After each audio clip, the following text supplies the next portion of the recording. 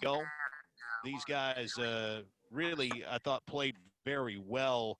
And after a slow start, were able to not only force Mississippi State into some miscues, but started taking advantage, started making some shots in the second half of the game. And Mississippi State, in fairness, missed a lot of opportunities in this one. The bulk of those coming at the free throw line, where State left a ton. I mean, a ton of points. 8 out of 27 at the foul line tonight.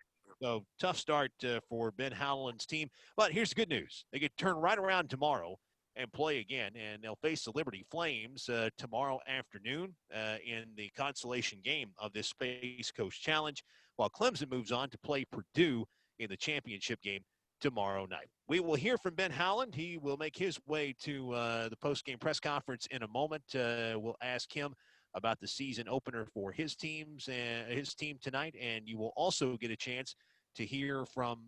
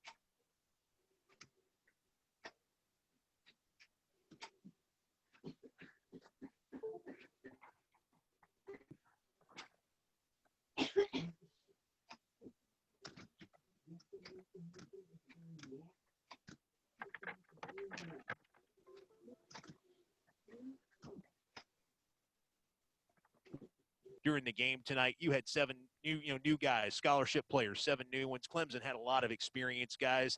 How much was that battle, youth versus experience, determining factor in the outcome tonight? That was a very important aspect going into the game, and you could see how good they were running their offense, really being very good in their execution. But we still held them to 35% from the field, and we outboarded them. I mean, shooting 8 for 27 from the foul line is obviously atrocious and the key stat of the game. How we could be 8 for 27 is mind-boggling. I know I've never had a team that shot that poorly, so obviously it's on me.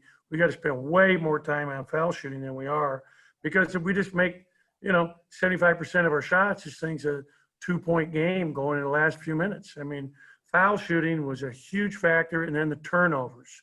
19 turnovers is way too many turnovers. And again, some of that is youth, as you pointed out, and just executing, knowing what we're supposed to be doing. We had a lot of moving screens today, so we're getting used to playing games. And it's hard to have your first game be against a really good ACC team like Clemson, trying to, get out there for the first time. And our guys, in fairness to the young guys, no exhibition game, no scrimmage. These are the only people we've seen, since last March. And these new guys have never played against anybody. So this was a learning experience that we've got to learn from in a hurry, because we got another really tough team tomorrow in Liberty. And Liberty, as we know, is really well coached. They have a great system, and we're going to have to do a great job to try to come out of here with a win tomorrow night. I want to ask you about 2 of your young guys, and then I'll get out of the way. I thought Cameron Matthews played very well tonight to be playing in his first college game, found his way into the starting lineup for defense, but offensively didn't play that well, didn't play that poorly, it seemed like. No, he did a lot of good things. You look at his stats, he had 3 steals where he leads us in practice every day, 5 rebounds, played really good defense, hit the 2 big threes, kind of get going to start the second half when we really had nothing going. And I'm really proud of his toughness. He played a lot of minutes, did a really good job. DJ, I wore him down. I played him too many minutes, which is, without Iverson here, he's the one experienced guard we have in the program. It was hard to take him out from that standpoint, but I've got to get him more minutes of rest. You just get a diminished return because his legs get tired because he plays so hard defensively. He had 6 turnovers, which is really uncharacteristic of him, but he'll bounce back, and I got to play Garcia more minutes tomorrow to get him some more rest, meaning DJ Stewart. About Tolu Smith, first game for him in a Mississippi State uniform, but he was as consistent a frontline presence as you had, both on the glass and offensively tonight. What'd you think of him? Yeah, he had a double-double in his first outing, which is good. And he knows, and I know, he can play way better than he played today. And is going to be improving with each and every opportunity out. I mean, he hasn't played in 2 years because he redshirted last year. So it's been a while here for him. And this was good for him to get out there. We just got to tighten up everything that we do and really be better at executing. We're asking him to do a lot because he's playing both the power forward and the center position, both in terms of the plays, the sets, the out-of-bounds plays. There's a lot for him to know. And we're asking him to go out, and he had to match up today with a stretch 4 that's more like a 3, which will continue to be his responsibility moving forward with our starters. And it's not easy because he's 6'10", 245 pounds, trying to guard smaller, skilled guys. And he got beat a few times defensively with the shot fakes. He's just got to slow down and take his time around the basket, but did some really nice things for us, especially boarding the ball. Again, a double-double in his first outing. It's a good first night. Thank you. All right, we'll go ahead and open it up for questions for Coach. Let's go ahead and start with Paul Jones.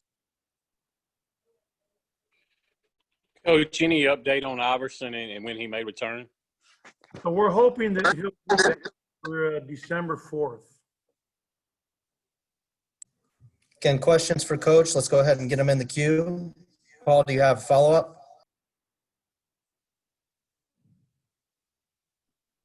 Let's go ahead and go to Garrick. Garrick? Ben, with so many young guys coming in, how long do you think it may take them to get to know each other and gel offensively and kind of really get a feel for each other out there? Well, I mean, we've got about less than 24 hours to make that happen, Garrick. I mean, it's got to happen in a hurry, and we've got to do a better job. But, you know, we're playing against a really good team tonight, really good defensive team that stayed fresh. They played a lot of people, kind of wore us down a little bit defensively. We only shot 30% from the field. You know, we've been in the top 20 in offensive efficiency the last 2 years as a team. We'll get there. We'll gel. Obviously, it'll help a lot once we get Iverson back, as it gives experience and a guy who can, you know, make plays for himself and others. But in the meantime, we've got to find a way.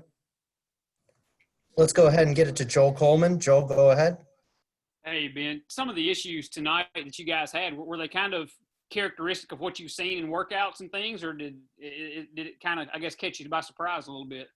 Well, I just think that our handling of the pressure that they applied to us, not being able to execute offensively as well as we need to, something that we don't necessarily see every day. You know, it was a very physical game. I thought the officials really let both teams play. It was physical in there. But again, one thing we do control every single day is our ability to shoot foul shots. And we shoot an incredible amount of foul shots. I mean, we're doing shooting with these guys individually 3 times a week. They shoot foul shots, we shoot foul shots, and we control that. To be 8 for 27 from the free throw line is inexplicable. It's just, you know, unexplainable that we could be that poor, 29%. Anything else for Coach before we let him go? All right, thank you, guys. We'll see you tomorrow with Coach Howland. We'll go ahead and get Tolu Smith in here shortly for you guys.